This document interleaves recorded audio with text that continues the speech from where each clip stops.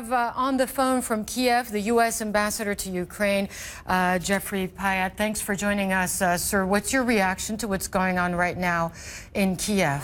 Well, obviously, we're appalled by the violence that's unfolding. It's been a terrible day in Ukraine's history. We're hoping that the government and the opposition will take immediate steps to de-escalate. You can hear in the background right now the bells at St. Michael's Monastery, where they're calling people to come to the defense of the Maidan.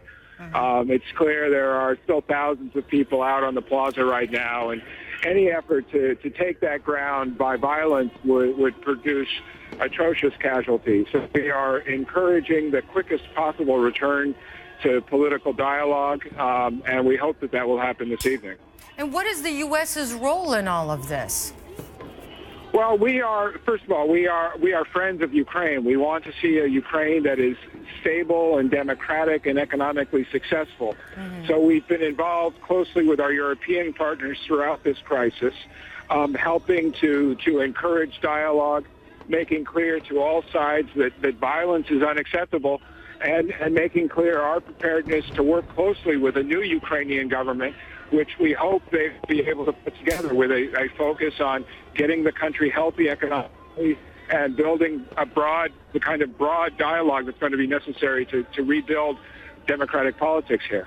And on the government side, there have been accusations, especially after that leaked phone call between you and Victoria Nuland, the Assistant Undersecretary of State, regarding possible scenarios in which the U.S. could get itself involved, try to exert pressure to try to find a solution to end this crisis. How do you respond to these accusations that the U.S. is meddling, essentially, and clearly taking sides?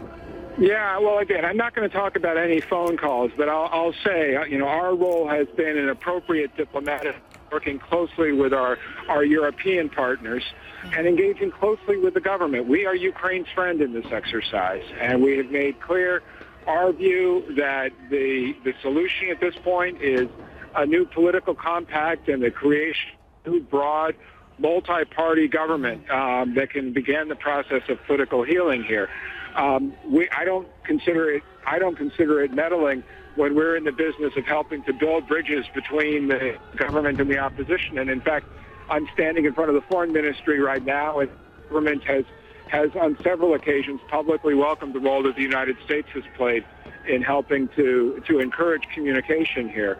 The United States has invested a great deal of money and political capital over the years, helping to build a Ukraine which is sovereign and independent and democratic, and we certainly don't want to see that slip through our fingers now. Lastly, I want to ask you about something you tweeted. We believe Ukraine's crisis can be solved via dialogue, but those on both sides who fuel violence will open themselves to sanctions. What does that mean exactly?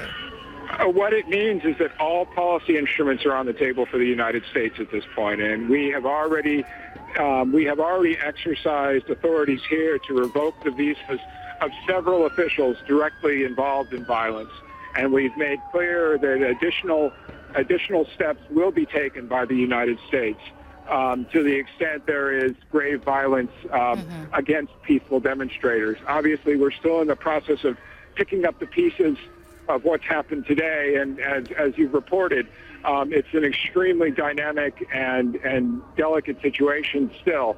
But the United States wants to see the politics off the street, back in Ukraine's democratic institutions. All right. Thank you very much, Ambassador Jeffrey Pyatt, the U.S. ambassador to Kiev.